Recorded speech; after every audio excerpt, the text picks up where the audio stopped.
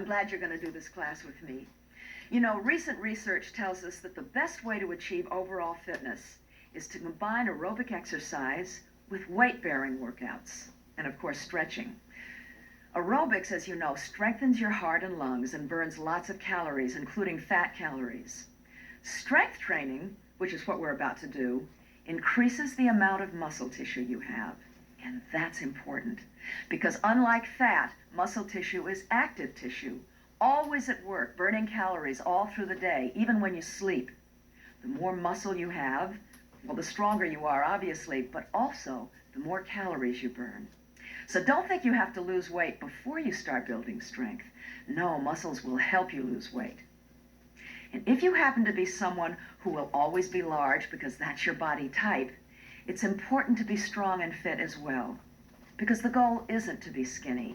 Let's rid our lives of that anxiety once and for all, okay? Our goal is to feel better about ourselves, and you will when you're fit and healthy, whatever your shape and size. There are other important benefits to strength training. You'll be able to lift and carry things and play sports better and safer. Also, it helps give you good, healthy posture and allows you to maintain it well into later life. You see, as we grow older, there's a natural process of muscle loss. And if we don't keep strong muscles, the pull of gravity makes us stoop forward, roll and hunch our shoulders, arch our neck and back, and increases the risk of injury. Strength training also helps strengthen bones. Osteoporosis, a very common, potentially dangerous, and often preventable problem for many women and men. Eating foods high in calcium starting early in life is certainly important. So is taking calcium supplements in mid and later life. But strength training also helps, because when muscles contract, especially against resistance, they pull against the bones, making them stronger and more dense. By the way, don't worry about building too much muscle. That only happens if you really lift heavy weights and a rigorous training program. And besides, most women are genetically less likely to bulk up than men. Before I explain how to use the weights, there's one more thing I want to say. Many women forget themselves in the shuffle of their daily lives. We tend to be others-oriented. It's in our culture. But it's not selfish to take care of yourself. Listen to me. Many of us have discovered that taking a little time to become fit and healthy and strong helps us gain a sense of confidence. It gives us parameters. I'm here. I exist. I can take care of myself. So, enough said.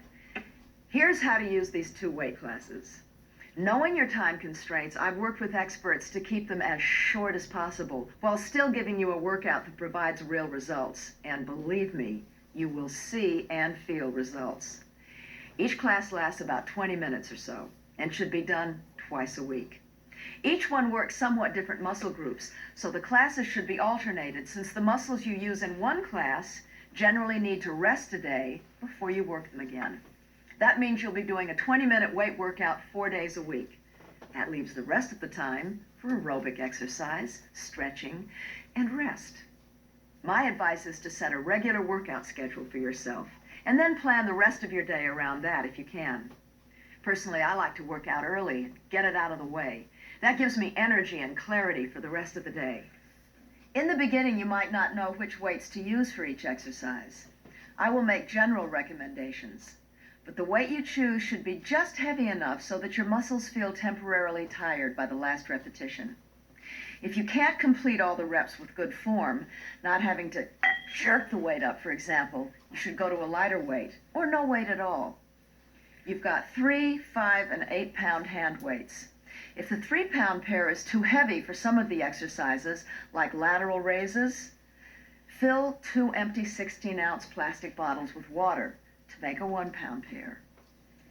And for the leg exercises, choose the ankle weights in the same way as for the upper body work.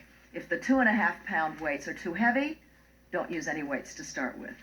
When you can easily complete all the repetitions of an exercise, it's time to go to the next heavier weight. In general, though, you should stay with a particular weight for at least 2 weeks before increasing. After you've done the programs for a few months, you may want to buy some heavier dumbbells to keep improving. But remember, you don't have to keep increasing beyond the 8 pounds to maintain the strength you've gained. You won't backslide, you just won't increase your strength beyond a certain point unless you increase the weight. So thanks for listening. And now we're ready to get started. You're going to stop the tape, line up your weights and a mat and your bottle of water, a straight back chair that's as narrow as possible so that your arms can hang straight down at your sides. And I'll see you in a minute for the warm-up.